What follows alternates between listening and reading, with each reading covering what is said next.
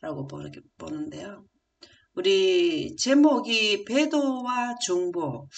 참, 이 배도는 우리 인류는 일상으로 좀 하는데 중보가 있으니까 그래도 희망이 있다. 제목에서 우리가 볼 수 있네요. 예, 큰 글자 한번 읽어볼까요?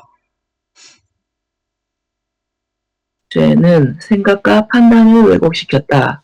우상 숭배는 그들을 인도하신 하나님을 버리고 우상을 섬기게 이끌었다. 이것은 모든 악의 근원이며 생각보다 심각하고 가까이 있는 문제이다. 그들은 놀라운 특권을 누렸지만 쉽게 저버림으로 멸망할 지경에 이르렀다. 하나님은 배도한 자를 심판하고 다른 일을 파멸로 이끌지 않게 하신다. 모세는 백성을 사랑하여 그들을 위해 생명을 걸고 기도하였고 그의 모본은 우리를 위해 대속하시는 예수님의 사랑을 잘 보여준다. 아멘. 감사합니다. 우리가 지금 현재 십계명은 이스라엘에게 이제 반포되었지만 온 인류에게 해당되는 내용인데요. 십계명에 대한 계명은 우리가 뭘로 볼 수 있냐면은 사람의 생명하고 관계 있는 거가 다섯 번째에서 여섯 번째 사이에 기록이 되어 있잖아요. 그러면은 생명은 두 생명이 있다고 생각을 해야 돼요. 무슨 생명이 있느냐? 인생의 생명이 있고 영생의 생명이 있다 이 말이죠. 지금 현재 인류는 예수님께서 개통시켜 주신 영광으로 생기를 받지 않으면 인생의 생기만 가지고 있다가 죽는다는 거죠. 그것은 이 땅에 살면서 사람이 그 법을 정해놓고 살인하지 마라, 간음하지 마라 이런 내용을 준 것은 인간의 생명을 보호해주기 위한 법이잖아요. 그런데 여기에서 설명해주는 죄라는 것은 법을 어기는 것은 죄잖아요. 죄라는 것은 인생의 생명인 십계명과 영생의 생명인 하나님의 법을 범하는 거로 같이 생각을 해줘야 된다 이 말이죠. 그래서 여기 죄라는 것을 우리가 시작하는 것은 무엇이 죄가 되었느냐 하면 죄가 뭐가 죄가 되었을까요? 셋째 하늘에서 루스벨이 죄를 지었다, 불법을 했다 했는데 무슨 죄를 지었을까요?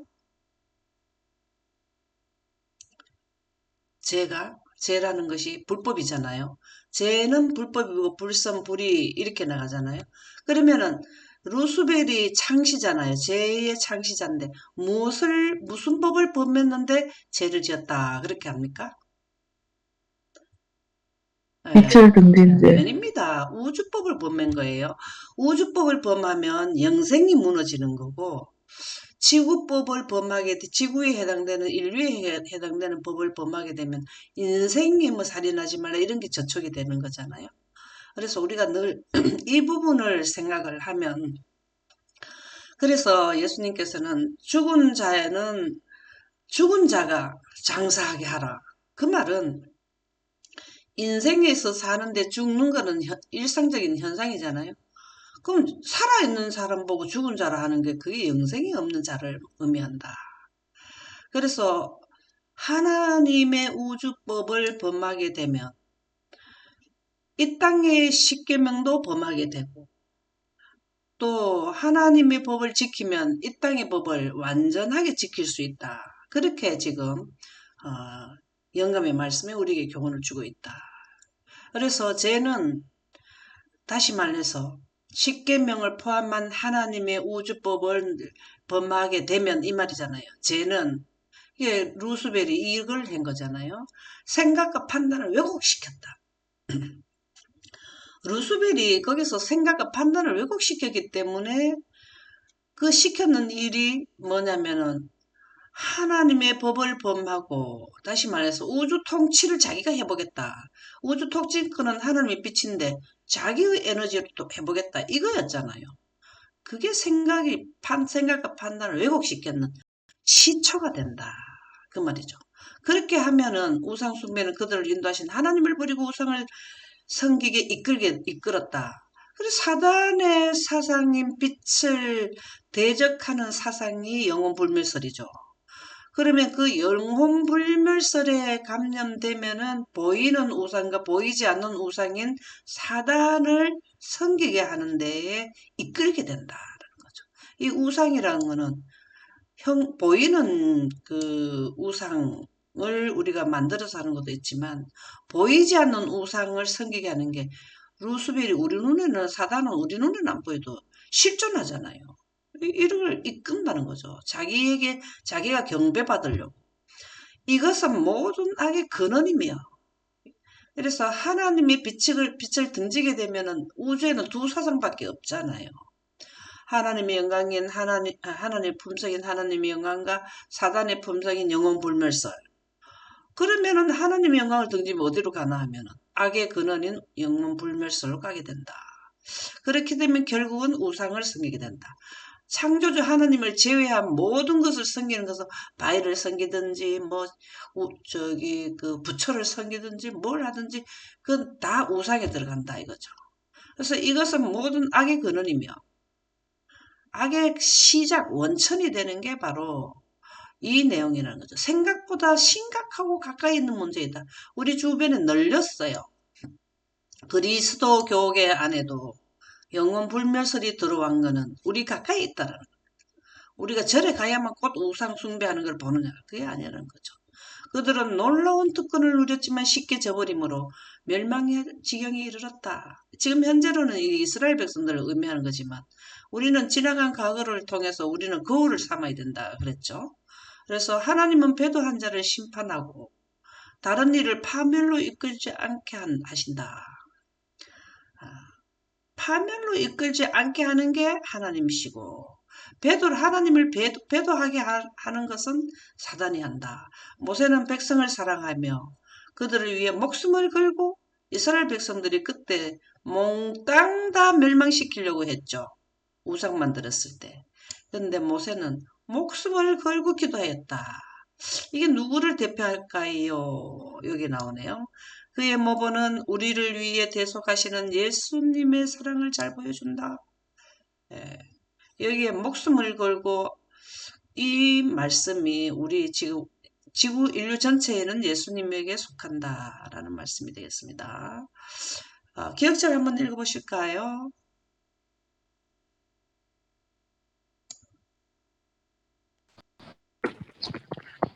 모세가 여호와께로 다시 나아가 여짜오되 슬프도소이다. 이 백성이 자기들을 위하여 금신을 만들어 싸우니 큰 죄를 범하였나이다. 그러나 이제 그들의 죄를 사하시옵소서. 그렇지 아니하시오면 원하건대 주께서 거룩하신 책에서 내 이름을 지워버려 주옵소서. 아멘. 참 이러한 정신이 하늘나라 가려고 그 오랜 시간 동안 하나님을 섬겼는데 야, 내 이름을 지어달라. 이 생명책에서 기록했는 모세의 이름을 갖다가 참 이건 보통 정신이 아니죠. 그 말을 다르게 말하면 강력하게 무엇을 해달라는 걸까요? 자기 백성 한번 생각해 보세요. 저도 이 부분을 생각해 봤거든요. 그렇게 아직까지 지키겠다고 세 번이나 어? 약속을 하고 언약을 해놓고 그거 지킨다는 거 그거 서문 기록한 율법을 받으러 갔는 그새를 못 참아가지고 이런 일이 일어났는데 얼마나 화가 나면 그 돌비를 다 던질 그 정도 되면서도 왜 그렇게 했을까? 저도 이걸 생각해 보니까 얼마나 애착이 있겠습니까? 그 열장 내리면서 그 먼 거리를 하나님이 보호하심으로 이렇게까지 왔는 이 백성들을 어떻게 내 자식과 마찬가지로 생각한 거죠. 그쵸? 그래서 아, 나를 기록한 책에서 이름을 어, 빼달라. 그 정도로 이렇게 한다는 것은 예수님의 정신이다라는 말씀이 되겠네요. 여기 보면 또 아론에게 진노하사 그를 멸하려 하신 것을 볼 때 이 모든 것이 아론의 실패 때문인가? 이 끔찍한 배도의 이유가 무엇이든 이 일을 통해 우리는 인간의 죄된 본성에 대한 것만 아니라 그런 죄악에도 불구하고 인간을 위하시는 하나님의 자비로운 사랑에 대해 어떤 교훈을 얻을 수 있을까? 이런 질문을 했네요. 예. 여기에게는 생각을 많이 하게 하는 그 질문을 했습니다. 여기 보면은 그들은 하나님이 어떤 분인지 이해하지 못하였던가? 왜 그렇게 우상을 만들었던가? 이거를 지금 질문을 우리 생각해 보라는 거죠. 아니면 그들이 육체적이고 제약된 욕망이 하나님과의 생생한 경험을 덮어서 가리웠는가? 주께서 그들을 위해 행하신 일에 감사하지 않고 오히려 그 모든 것을 당연하게 여겼을까? 뭐 이렇게 질문을 많이 하는데요. 일상의 생각과 뿌리 깊은 잿된 사고방식으로 생각이 흐려지고 훼손되었을까? 이렇게 질문을 많이 하는데요. 이 근본은 누가 이렇게 하도록 했을까요? 근본은 사단이 틈타는 거죠. 그죠? 이 모든 게 다 해당이 되죠. 아무리 사단이 틈터도 하나님의 영광에 대한 그 명확한 게 있으면은 그래 안 했겠죠. 근데 저는 생각하기를 이 사단이 적극적으로 하나님의 법을 방해받는 것을 방해했다. 지금 사단이 그 신의 산에 하나님의 영광이 둘러쌌는 그 하나님의 영광법을 생명의 원칙의 대원칙을 범하고 셋째 하늘에서 내려왔잖아요. 또 그 이스라엘 백성들이 하나님의 백성의 그 지키는 법을 거의 모르고 있고 거의 멸망할 그런 사람이 되었는데 다시 하나님께서 영광을 드러내갖고 그들을 영생하는 사들을 지금 양육하려고 드니까 사단이 가만히 있겠어요? 그 영광을 어떻게 하면 그들에게 이해를 하지 못하고 하나님의 법을 준수하지 못하게 하려고 방해했다고 보거든요. 그 뒷배경은 아까 그 많은 종류도 있지만 그렇게 생각이 듭니다. 그래서 실패한 지도자, 이 실패한 지도자가 누굴까요? 실패한 지도자가 아론이죠. 그죠? 이 아론은 73명이 시내산에 올라갔을 때에 하나님하고 같이 하나님의 뱃을 차려주신 식사까지 한 사람이 이렇게 했다라는 거죠. 참 그래서 우리도 이 지도자도 넘어질 수 있다라는 거 우리에게 교훈을 준다. 모세의 공백을 핑계로 시내산에 올라가가지고 저 높은 곳으로 십계명을 받으러 40주야죠. 그들은 큰 악을 저질렀다. 이를 막아야 할 아론은 그러니까 금신상을 만들자 할 때 그러면 안 된다. 지금 우리가 하나님을 섬긴다고 약속해놓고 그새 그렇게 하느냐고 뭐랄까 확실하게 굳게 해야 되는데 그걸 못했다는 거죠. 아론은 하나님을 높이며 하나님을 이렇게 높인다는 하나님을 경배하는 거죠. 그 다음에 그의 영광, 그분의 품성을 위해 그분의 품성은 지금 시내산에 영생의 생명의 빛과 생명의 수인 구름 그 다음에 빛, 그 영광이 지금 실질적으로 물리적으로 임했는데도 거기서 지금 막 대항을 하는 거죠. 여기에 지금 금신상을 만드는 거는 그 시내산 안에 있는 하나님과 영광을 대적하는 거를 했다. 맞섰다 이 말이죠. 그래서 군중의 요구에 굴복했다. 지금 하나님의 그 놀라신 이스라엘 백성들을 인도하신 예수님이 그 위에 계시는데도 그들은 거기에서 같이 지도자가 넘어가게 되었다. 그래, 참 군중의 힘이라는 것도 굉장히 큰 것 같아요. 그것은 눈에 보이는 거고 하나님은 보이지 않으니까 우리가 자꾸 이런 현상을 일으킨다라는 거죠. 출애굽기 32장 1절에서 6절에 무슨 말씀이 있는가 한번 보겠습니다. 이 모세 곧 애굽 땅에서 인도하여 낸 사람은 어찌 되었는지 알지 못함이니라. 아론이 그들에게 이르되 너희의 아내와 자녀의 귀에서 금고리를 빼어 내게로 가져오라. 이 내용이 전체로 뭐냐면 금신상을 만드는 재료를 가져오라. 이 내용이네요. 그리고 아론이 보고 그 앞에 제단을 쌓고 이에 아론이 공포하여 이르되 내일은 여호와의 절일이니 이튿날에 그들이 일찍 일어나 번제를 드리며 화목제를 드리고 백성이 앉아서 먹고 마시며 일어나서 뛰놀더라. 참 여기에 보면은 여호와의 절일이라 하는 거는 하나님을 섬긴다는 거는 한다는 거예요. 섬긴다고 하는데도 우상을 섬기는 겸하게 되어버렸죠. 참 지금 현재도 우리가 보이지 않는 우상을 겸해서 섬기는 것이 교회 안까지 들어오는 거죠.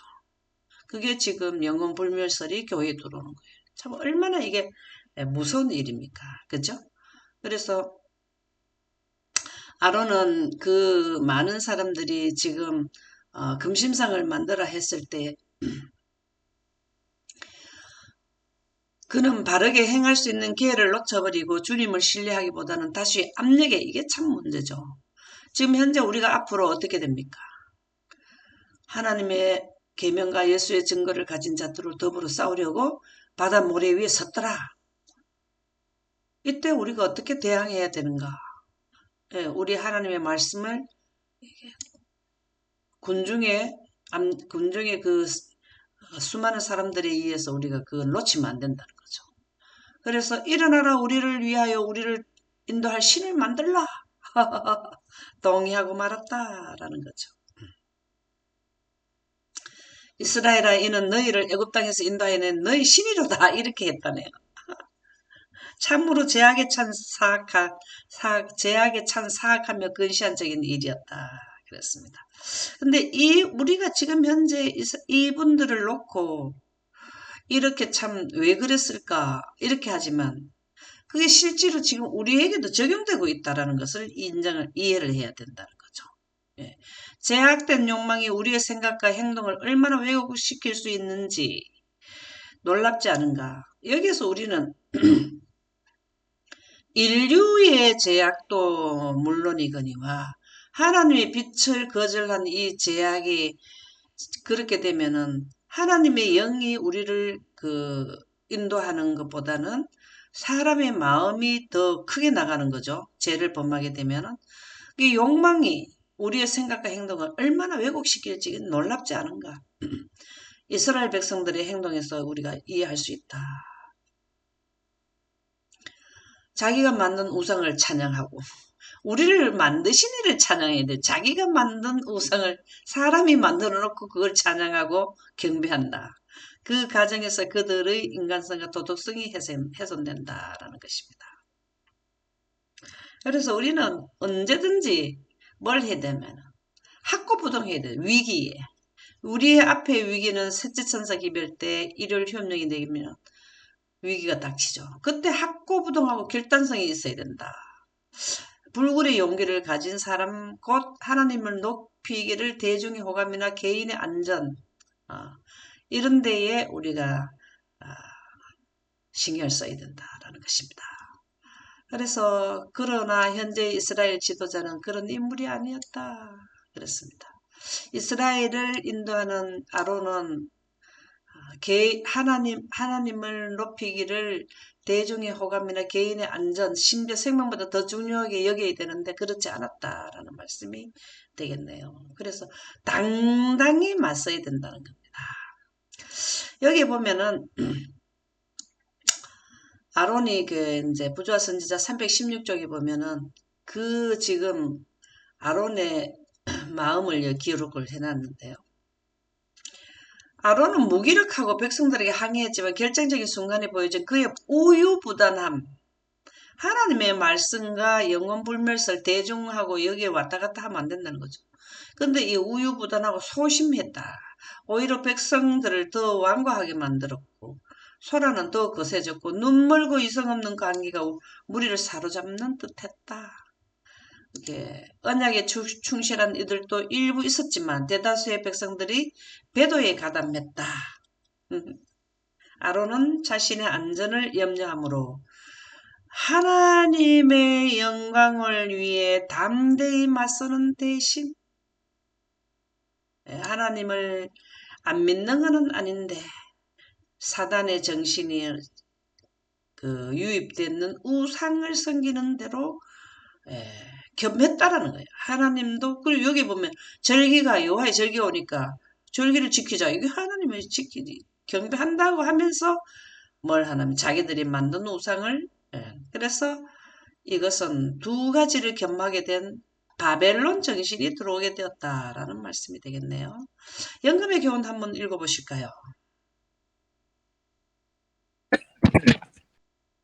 아론이 품성의 연약성을 드러냄. 만일 그가 진정한 도덕적 용기를 갖고 대처했더라면 또한 담대하게 이 수치스러운 요구를 하는 것에 대해서 지도자들을 책망했더라면 그의 시기적절한 말은 그 무서운 배도를 막았을 것이다.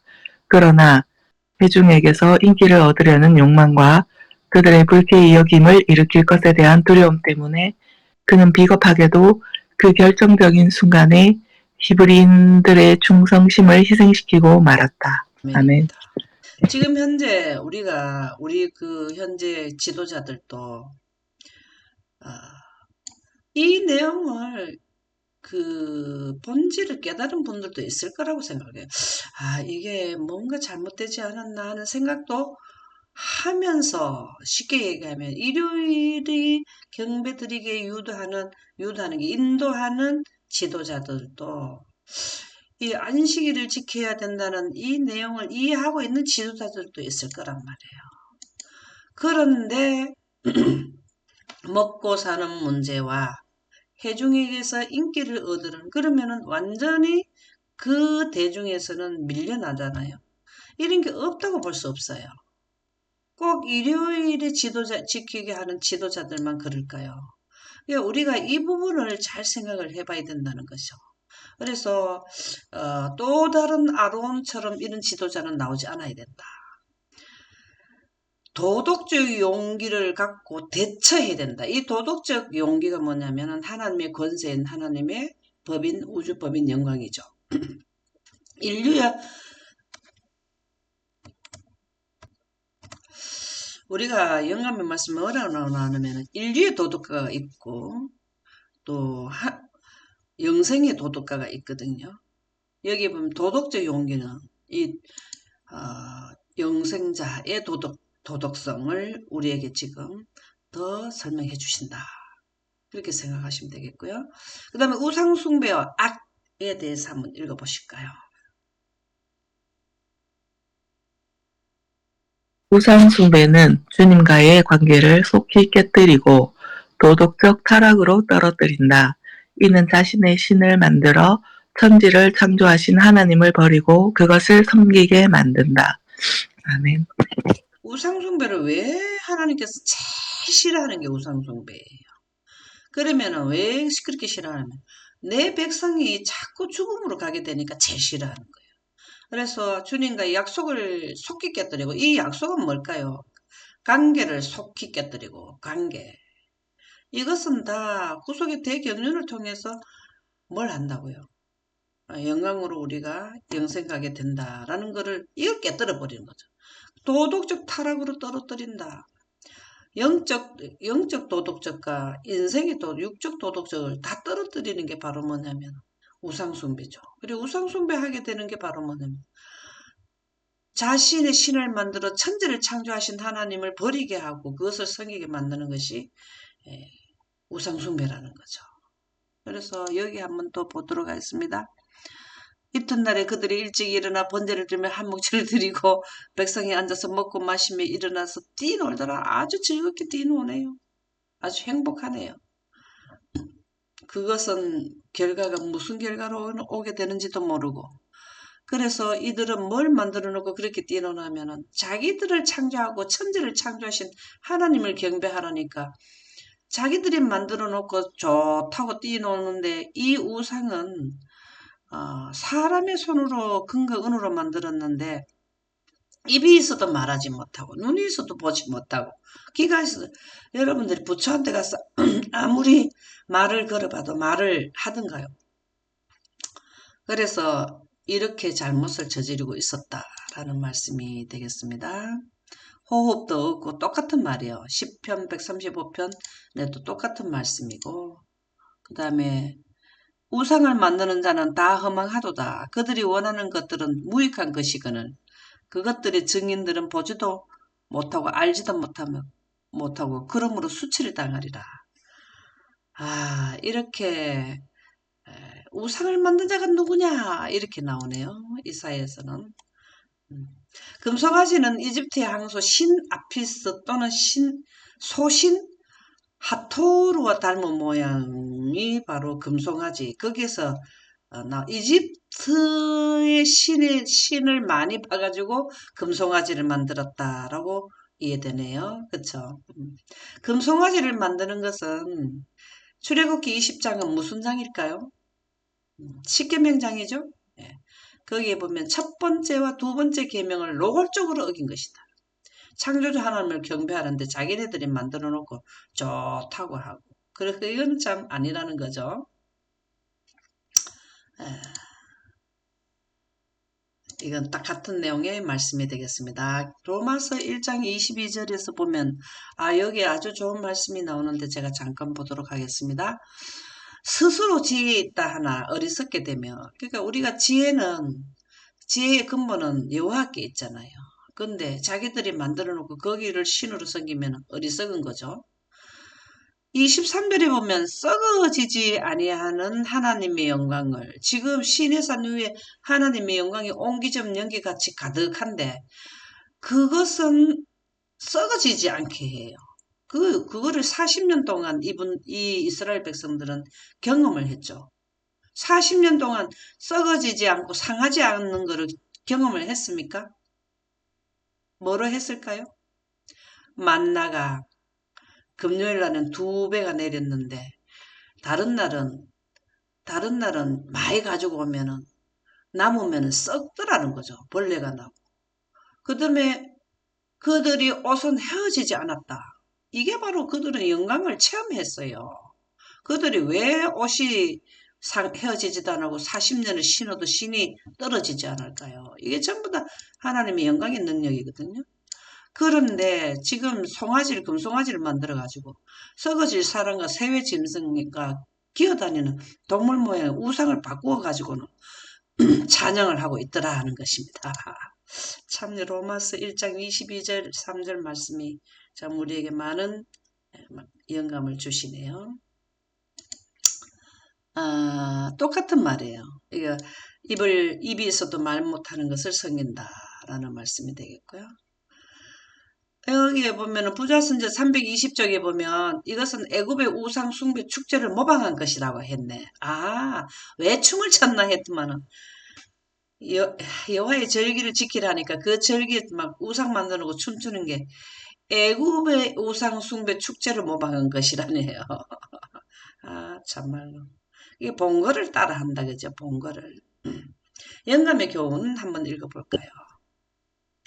우상을 멸하도록 명하신 이유.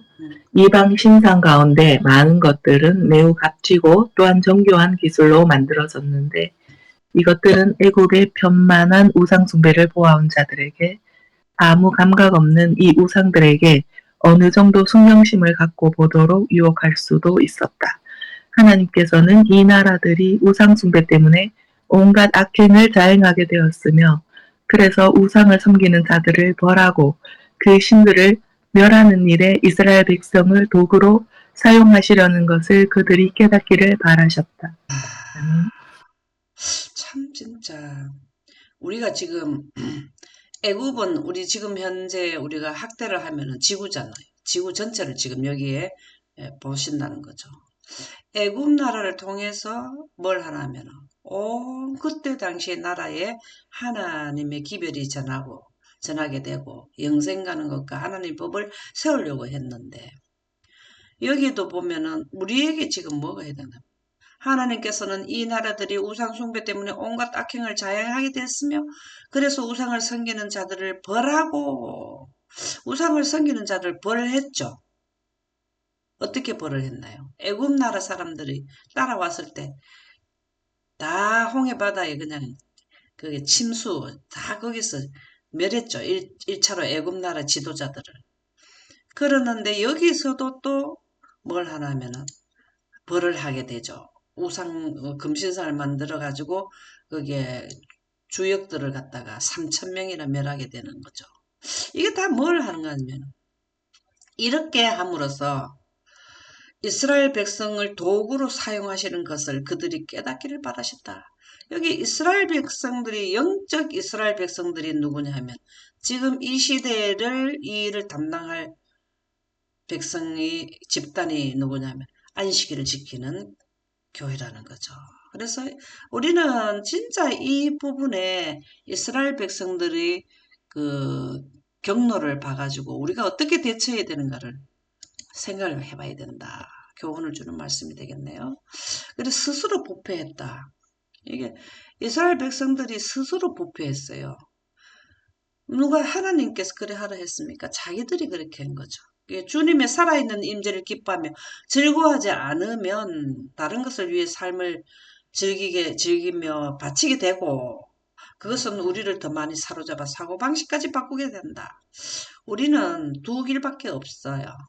인생으로 살다 죽는 길, 영생하기 위해서 준비하는 길, 어떤 것을 하겠느냐라는 것을 기록하고 무엇을 생각하느냐에 따라서 사고방식까지 바꾸게 한다. 출애굽기 32장 7절에서 8절의 말씀을 볼까요? 하나님께서 밑에서 이제 부패했는 것을 알려주네, 모세에게 알려주네요. 그래서 내가 그들에게 명령한 길을 속히 떠났죠. 진짜 속히 떠났죠. 자기를 위하여 송아지를 부어 만들고 그것을 예배하고 그것에게 예물을 드리며 말하기를 이스라엘아 이는 너희를 애굽 땅에서 인도하여 낸 너희 신이라 하였도다. 그러니까 이런 일이 일어난다고 모세에게 하나님께서 알려주시는 내용이네요.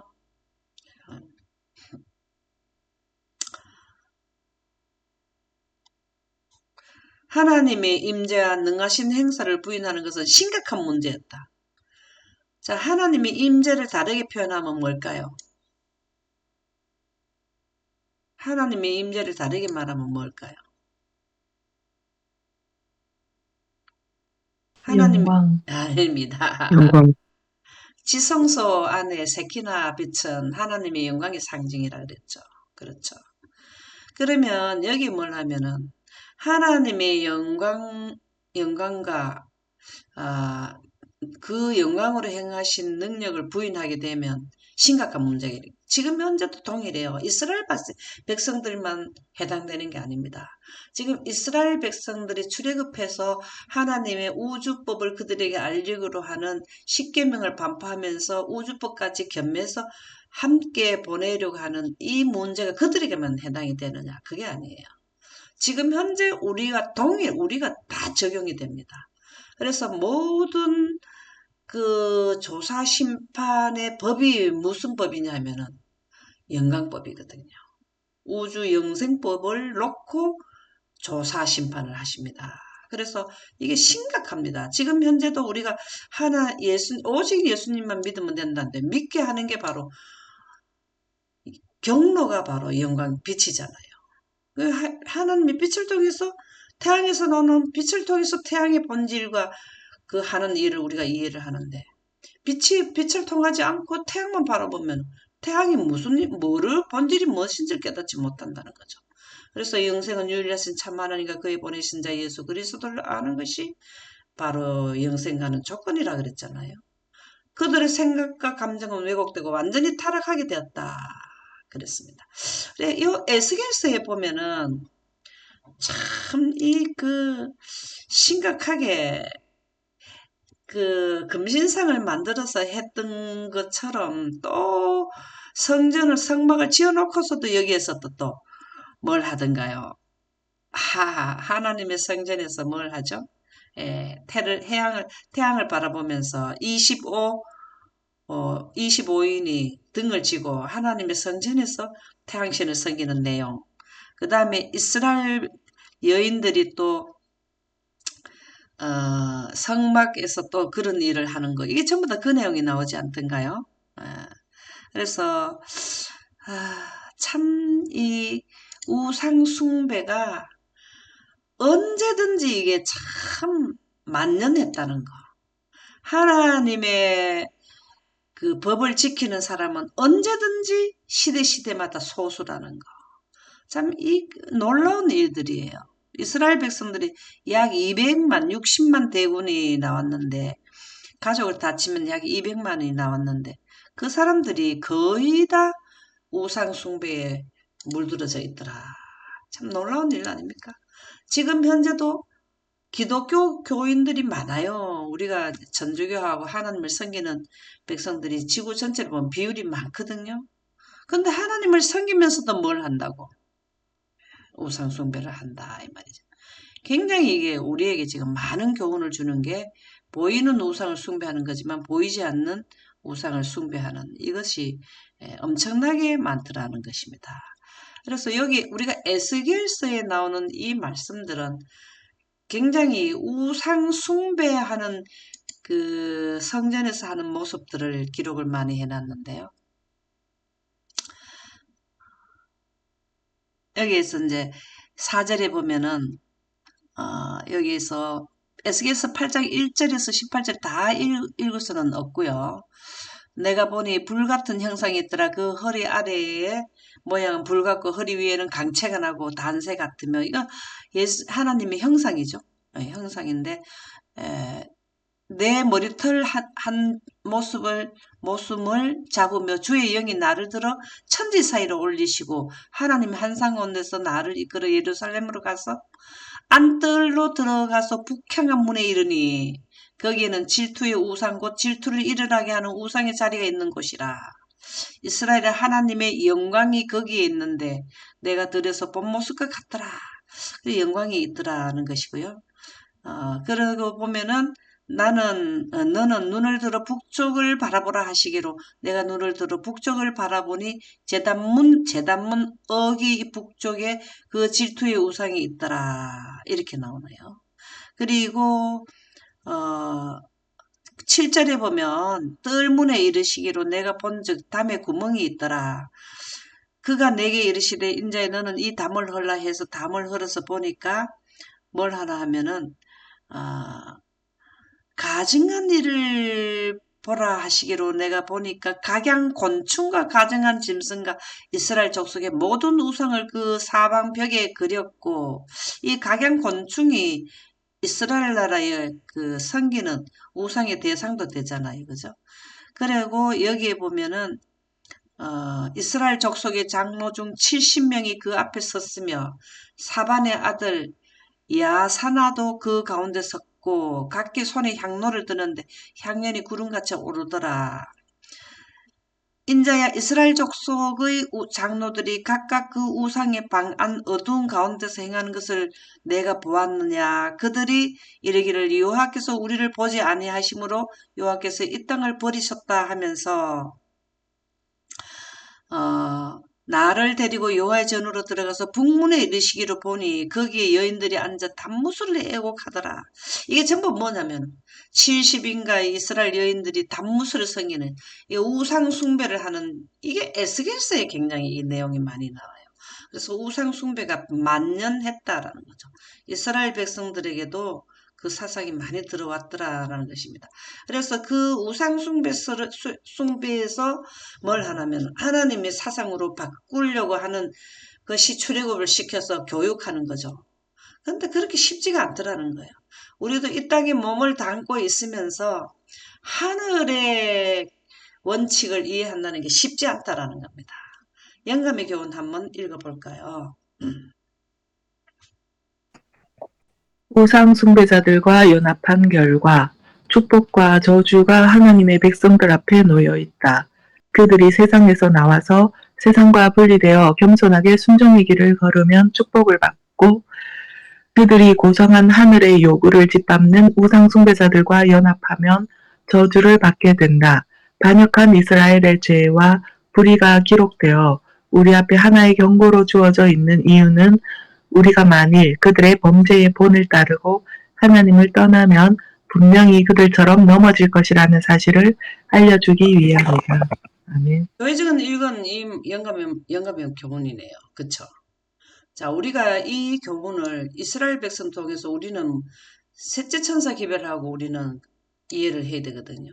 출애굽은 출지구하고 연관을 지어서 이해를 해야 되고 마지막에 대해서 이해를 할 때는 출애굽의 교훈을 받으라 했거든요. 그러면은 축복과 저주라는 거예요. 영생과 다시 말해서 영생과 죽음이거든요. 우리가 셋째 천사 기별은 영멸하느냐 영생하느냐의 기별이라 그랬어요. 그래서 우상 숭배를 하느냐 하나님을 섬기냐는 축복과 저주, 영생과 영멸의 교훈이라는 거죠.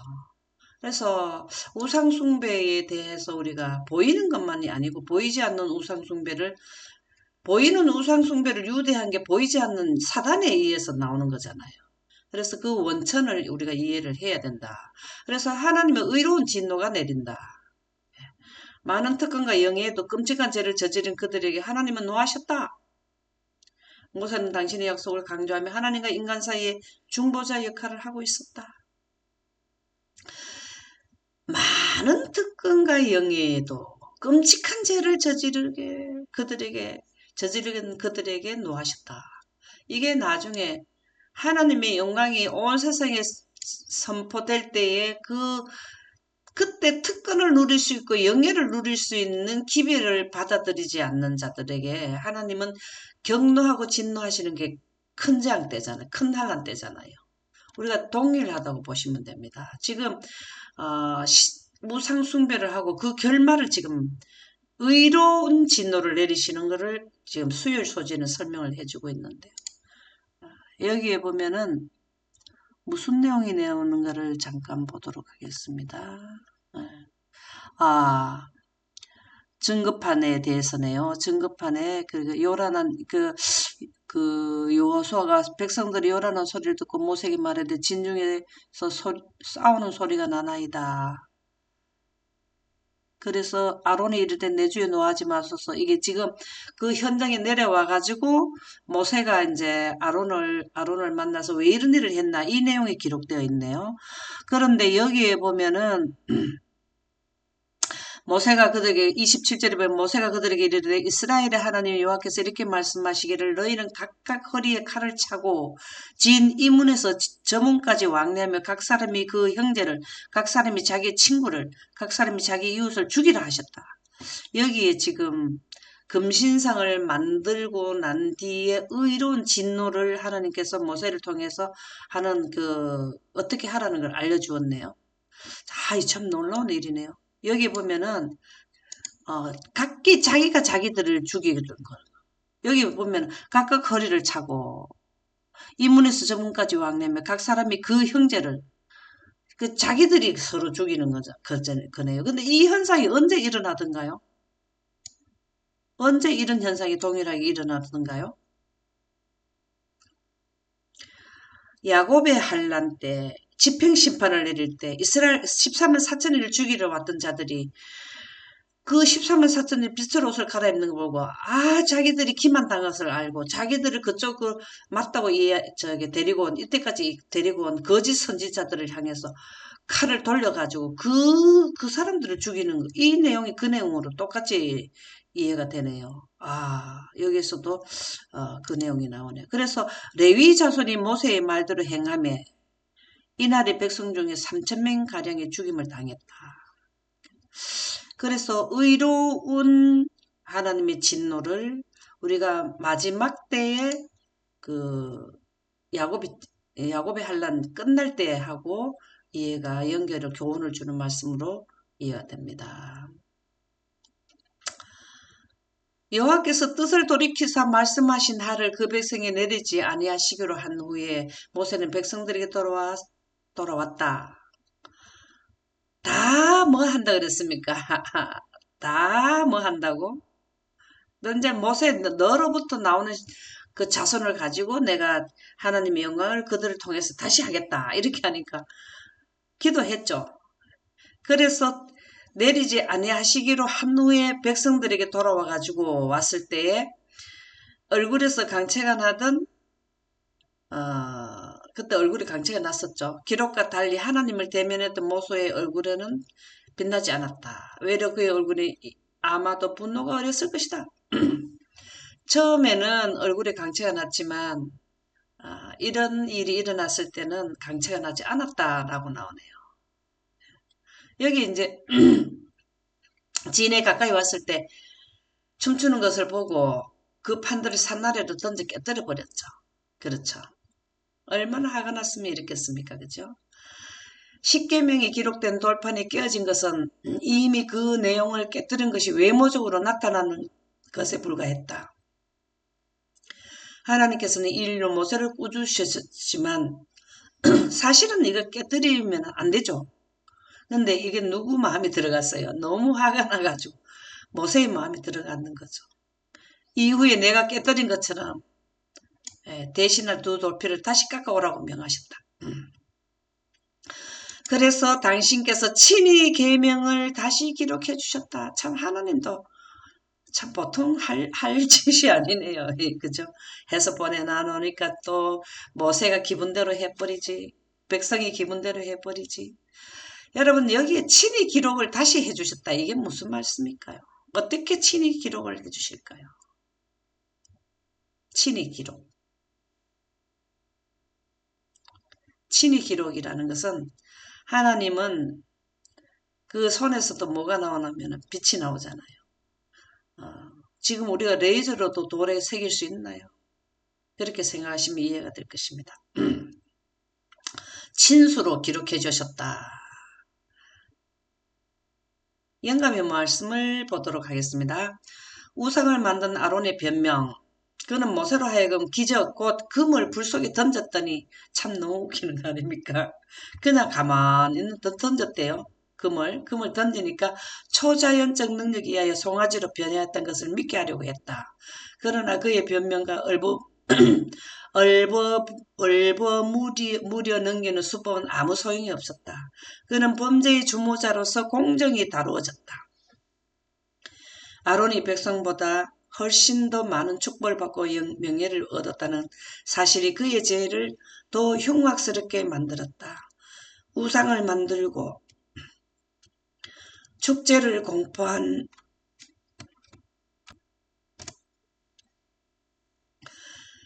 사람은 여호와의 성도 아론이었다. 축제를 막 축제를 즐기게 한 것도 공포를 해준 게 아론이라는 겁니다. 근데 아론은 변명을 참 너무 참 웃기게 하네요. 금을 던지니까 우상이 나왔다.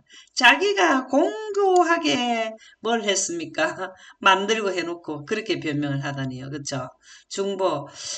백성들을 위해 중보하면서 용서를 구할 때 모세는 주님께 백성들의 죄를 짊어져 달라고 요청했고, 야, 이때 당시에 예수님께 백성들의 죄를 짊어져 달라고 했는 이 내용이 사실은 나중에 뭐로 나타났습니까? 십자가로 나타났다는 것입니다. 참 모든 죄를 이 모세는 십자가를 통해서 하나님의 영광이 개통되는 것을 깨달았나 보네요. 그래서 실제적으로 예수님께서 그것을 기도를 부탁을 들어줬다라는 것이 십자가에서 됐다는 거죠. 그래서 이 모세는 하나님의 기록책에서 내 이름을 지워달라 할 정도로 중보의 기도를 드렸을 때 예수님께서 허락해 주셨죠. 3,000명 주고 우리 했는 내용이니까 넘어가도록 하겠습니다. 모세가 여호와께로 다시 나아가 여짜오되 슬프도소이다. 이 백성이 자기들을 위하여 금신을 만들어 싸우니 큰 죄를 범하나이다. 그러나 이제 그들의 죄를 사하시옵소서. 이 내용이 그 내용이네요. 그렇지 아니하오면 원하건대 주께서 기록하신 책에서 내 이름을 지어달라. 우리가 이러한 정신이 있어야 되지 않겠어요? 백성들을 위한 영혼을 사랑하는 마음이잖아요. 다시 보게 되면. 우리도 지금 현재 인류가 지금 우상 숭배에 물들어져서 많은 사람들이 뭘 하고 있습니까? 죽음이 기록하고 있는데 모세의 정신으로 예수님께 호소하고 그들의 죄를 탄원해서 용서해달라고 해야 되는 이러한 것이 우리에게 필요하다. 여기에 짊어져 달라고 했는 요청이 수천 년 후에 십자가에서 그대로 실천되었다라는 말씀이 되겠습니다. 그러면 영감의 교훈을 한번 보겠습니다. 중보자 모세, 이스라엘 백성의 불신과 원망과 무서운 범죄로 하나님께서 그들에 대하여 크게 진노하셨을 때 그들에 대한 모세의 사랑이 시험을 받았다. 모세는 기도할 수도 있고 안 할 수도 있어요. 그쵸? 그거는 모세의 마음이잖아요. 이 시험을 받았다. 내가 이 백성들을 진짜 모세도 속상하죠. 이렇게 할 수 있나 해서 자기들이 하는 걸 봐서는 그냥 둘까? 하나님께서 다 진노 3천 명뿐만 아니라 다 멸망시키는 거 해야 되나? 아니지. 그 사람들이 얼마나 같이 가나안 땅 가려고 수고하고 왔는데 그들도 하늘나라 가고 가나안에 들어가야지. 이 시험을 받았다는 거죠. 하나님께서는 저희를 멸하고 모세를 통해 큰 나라를 만들겠다고 제안하셨다. 하나님은 어떤 방법으로도 하나님 뜻은 이루겠다는 거죠. 만일에 모세가 하나님의 뜻을 받아들였다면 그의 후손으로 다시 또 온 우주에 하나님의 법을 지키도록 백성을 이끄신다는 거죠. 그래서 우리도 지금 우리가 만일에 이 땅에 이 지금 현재 사는 사람들이 하나님의 기별을 받았고 안 하면은 또 다른 방법을 쓰셔서 하나님은 뜻을 이루신다는 것으로 우리가 교훈을 받을 수 있다라는 거네요. 모세는 백성들을 위해 간절히 애언함으로 이스라엘에 대한 사랑을 나타냈다. 그는 고통 중에 하나님께 진노하심을 돌이키사 이스라엘을 용서해달라고 간청하였으며 그렇지 않으면 자기 이름을 주의 측에서 지어달라고 기도했다. 참 이렇게까지 한다는 것은 참 참된 지도자라고 볼 수 있네요. 그죠? 우리가 금요일 소지를 한번 보도록 하겠습니다.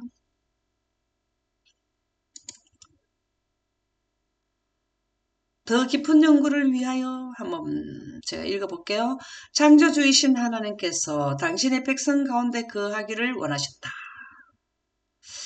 하나님께서는 모든 우주의 많은 수많은 하나님의 아들들을 창조하신 것은 백성 가운데 거하기를 같이 대화하고 함께 살아가는데 행복을 함께 누리기 위해서 대상을 창조하신 거잖아요. 그렇죠?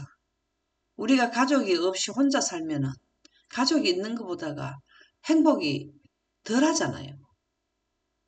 그런데 하나님께도 마찬가지예요. 대화하고 얘기하고 함께 즐거워할 대상이 있어야 되잖아요.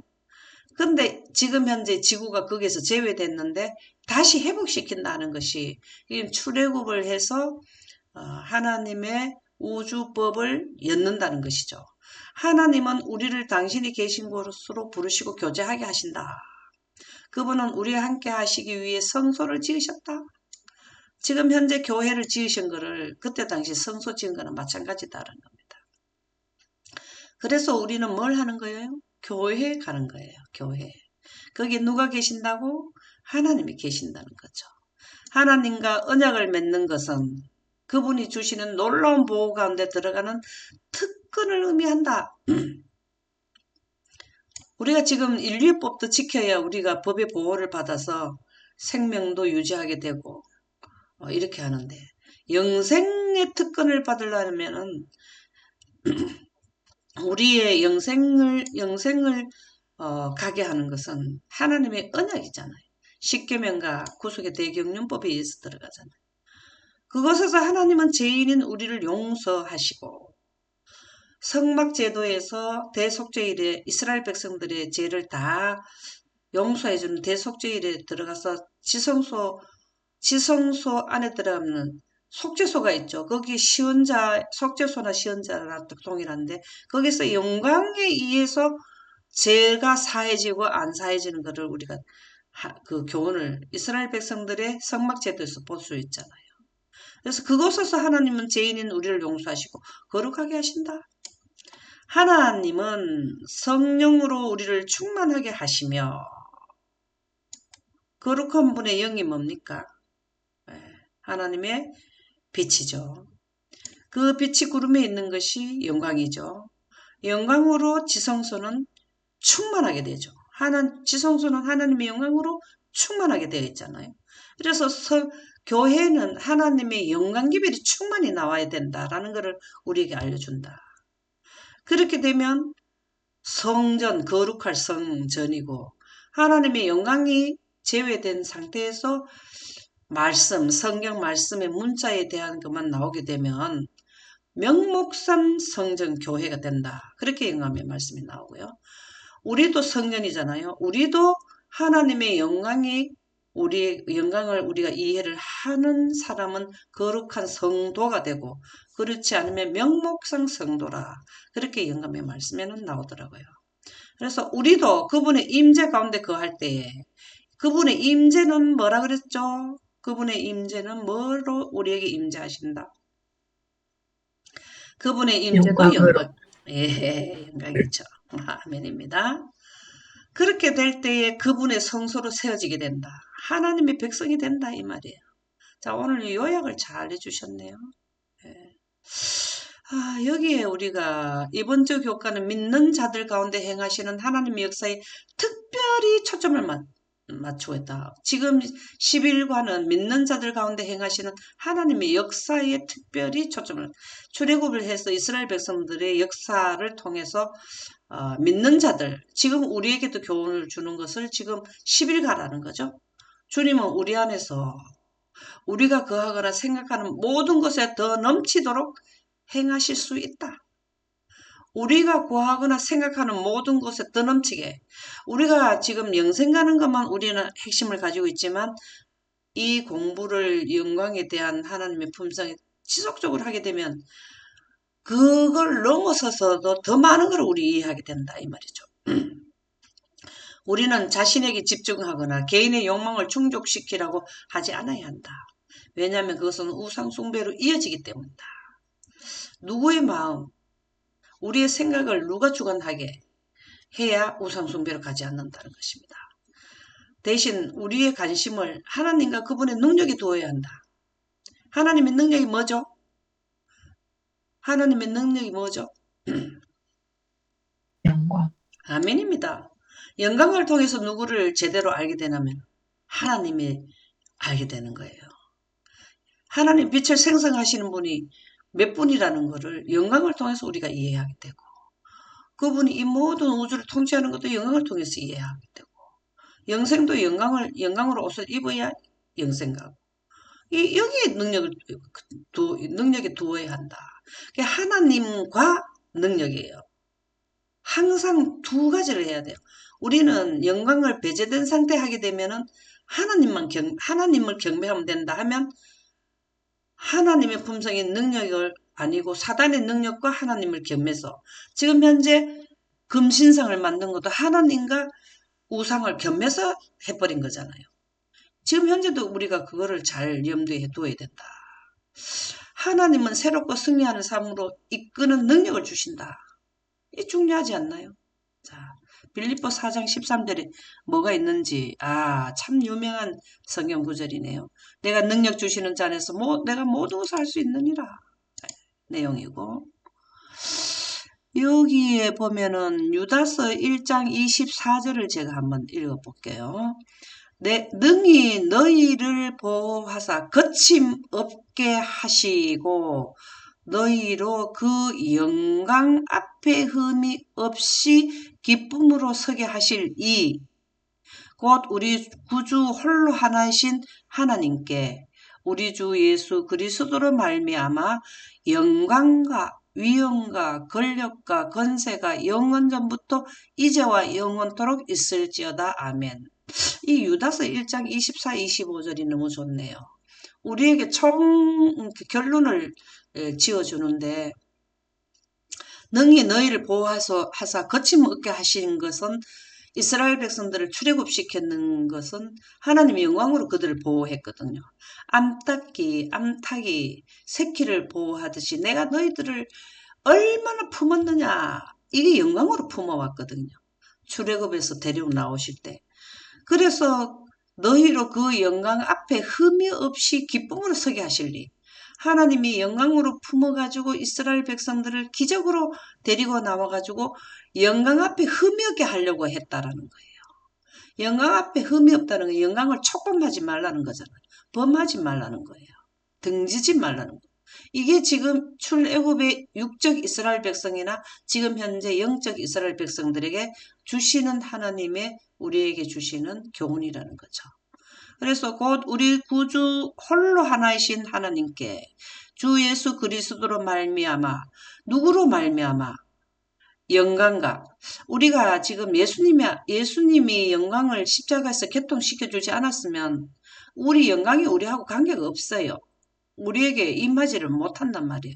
근데 예수님이 개통시켜 줬기 때문에 하나님께 우리 주 예수 그리스도로 말미암아 영광과 위엄과 권력과 건세가 영원전부터 이제와 영원토록 있을지어다.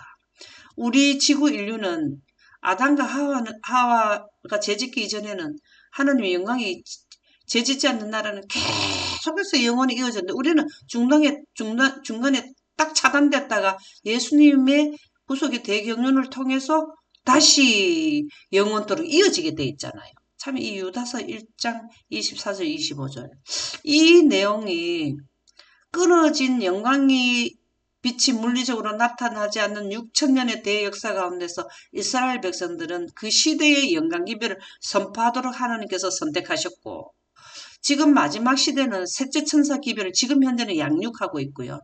셋째 천사 기별을 전할 자를 양육하고 있고 지금 이제 영광을 통해 늦은 비 성령을 받고 해서 더 많은 사람들 하나님의 백성을 양육시키는 거잖아요. 지금 출애굽에 해서 약 200만, 60만 대군에서 가족들을 합치면 한 200만 되는 사람들을 영광으로 교육시키고 영광 앞에 흠이 없게 하려고 지금 하는 과정을 우리가 지금 보고 있다 이 말이에요. 그래서 육적인 이스라엘 백성들에게 하나님께서 어떻게 하면 율법, 하나님의 거룩한 계명을 지키게 할까? 그 과정에 지금 부작용이 일어났다가 또 하나님의 역사를 통해서 그들이 돌아왔다가 계속해서 지금 훈련받고 있잖아요. 이 습관이 이게 안 돌아오는 거예요. 지금 우리도 아침마다 이렇게 공부하는 게 뭐 때문에 하나 하면 우리가 여기에 젖어 있는 습관을 교정시키는 시간이 이 시간이에요. 하나님께서 또 이스라엘 백성들이 잘못하면 또 뭐라 해가지고 또 돌이키게 하고 지도자를 통해서 하고 이렇게 하는데 지금 현재도 우리가 이스라엘 백성들이 했던 것처럼 너무 젖어 있어. 이 땅에 사는 거에 젖어 있어요. 근데 우리가 그 자체를 자꾸 교정시키는 시간이 되어야 한다. 오늘 말씀은 그 내용이 되겠습니다. 여기까지 하도록 하겠습니다. 감사합니다.